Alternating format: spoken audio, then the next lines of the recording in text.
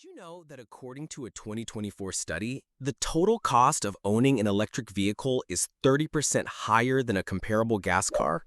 That's right, $7,700 a year for an EV versus $6,000 for a gas vehicle. But wait, other reports say EVs can save you thousands. Why is there so much conflicting information? What's the real story? Welcome to the Great Automotive Cost Debate. For years, we've been told that electric cars are the future, but a higher sticker price has always been the main reason people hesitate. But what if the sticker price is just the beginning? A true financial comparison requires a deep dive into something called the total cost of ownership, or TCO. We're talking about everything from the moment you sign the paperwork to the day you sell the car. In this video, we're going to break down every single cost factor, from the upfront price and federal incentives to daily running costs, maintenance, and even the vehicle's long-term resale value, to give you a definitive answer on which car is truly cheaper to own. The biggest misconception is that this is a simple comparison.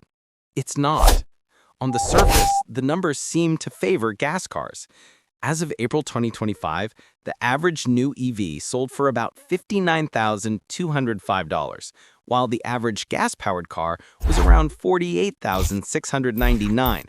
That's a difference of over $10,500. It's a significant barrier. However, this is a financial narrative with a lot of moving parts. Remember that surprising statistic from the beginning? That study by Thunderset Energy concluded EVs were more expensive. But another recent analysis by Atlas Policy found the opposite, determining that the total cost of ownership for electric vehicle alternatives was lower than for gasoline-powered ones in every category they examined, including sedans, SUVs, and pickups. So what gives? Why the massive discrepancy? The answer lies in the details. These studies use different methodologies, compare different vehicle segments, and weigh various cost factors differently. The truth is, the financial viability of an EV isn't a universal yes or no. It depends on your driving habits, where you live, and how you use the car. Today, we're going to give you the information you need to make the right choice for your life. Yes, the initial purchase price is higher for EVs, but that gap is shrinking. A mid-2025 analysis by Kelley Blue Book noted that the average price of a new EV had dropped by 4.2% year over year, while gas car prices had risen by 1.5%. But the real game changer is the incentives. A federal tax credit of up to $7,500 for a new EV can dramatically lower the effective price. For example, a Chevrolet Equinox EV that starts at $41,100 could drop to just $33,600 with the full credit. And here is one of the most critical, time-sensitive factors you need to know. The federal tax credits for new and used EVs are set to expire. This deadline is expected to cause a surge in sales as people rush to claim the credit before it's gone. Without this incentive, the upfront cost gap could widen again. On top of the federal credit, many states offer additional rebates. In Oregon, you can get a charge-ahead rebate of up to $7,500 for a new EV. And in Colorado, a tax credit can go up to $6,000 for lower-cost vehicles. These are not small amounts. They can make or break the financial case for an EV. This is where EVs gain a significant and predictable advantage. Charging an EV at home is far cheaper than buying gas. The cost per 100 miles for an EV is typically between $3 and $6, compared to $12 to $15 for a gas car. Let's use a real-world example from a study by Car and Driver. Driving a Chevy Equinox EV 100 miles costs about $5.13 at the average U.S. electricity rate, while a gas-powered Equinox costs $11.63 for the same distance.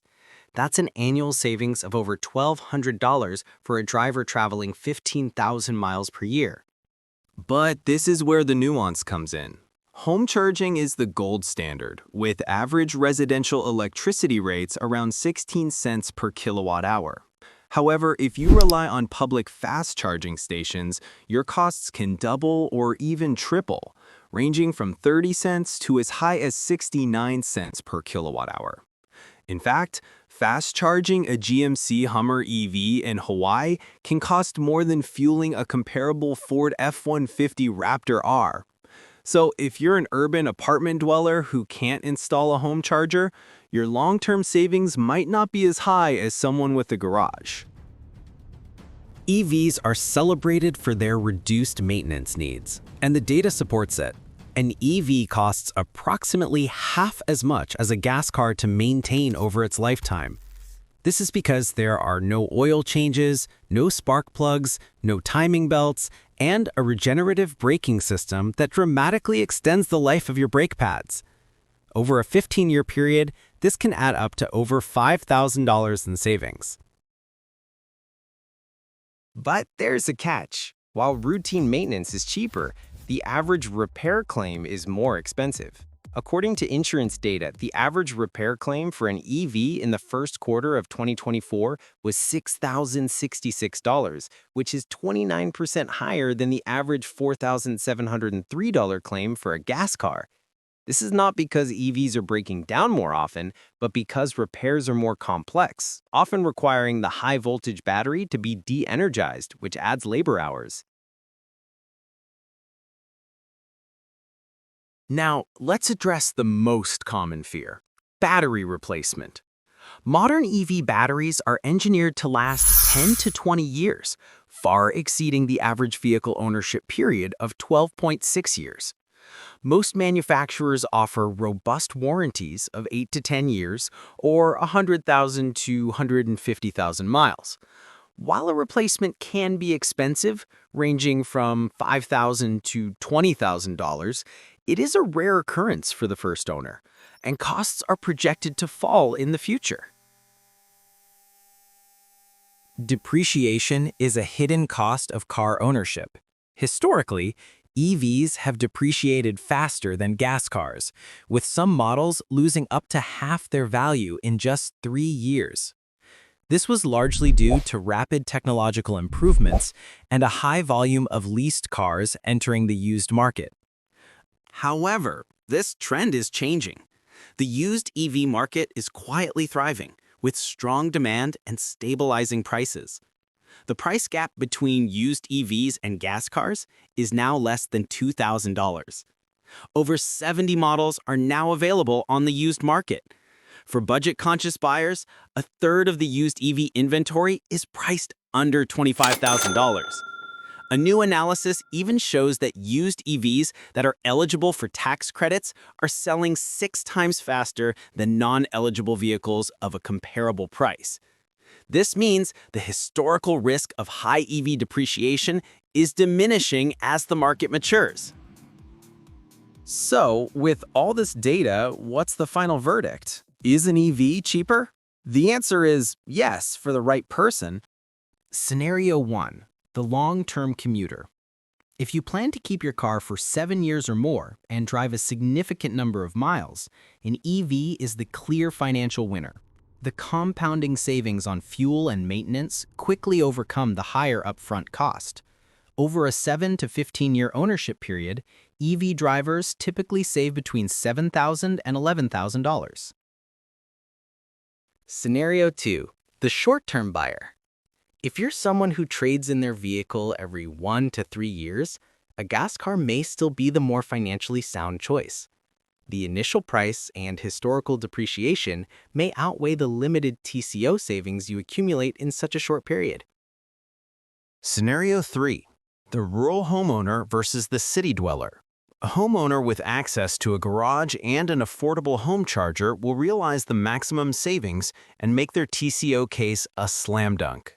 In contrast, an urbanite who has to rely on more expensive public chargers for most of their miles will find their TCO savings are much smaller. What are your thoughts on the TCO debate? Do you own an EV or a gas car? Let us know in the comments below. If you found this video helpful, be sure to hit that like button, subscribe for more content, and check out our other videos on vehicle ownership and expenses. Thanks for watching.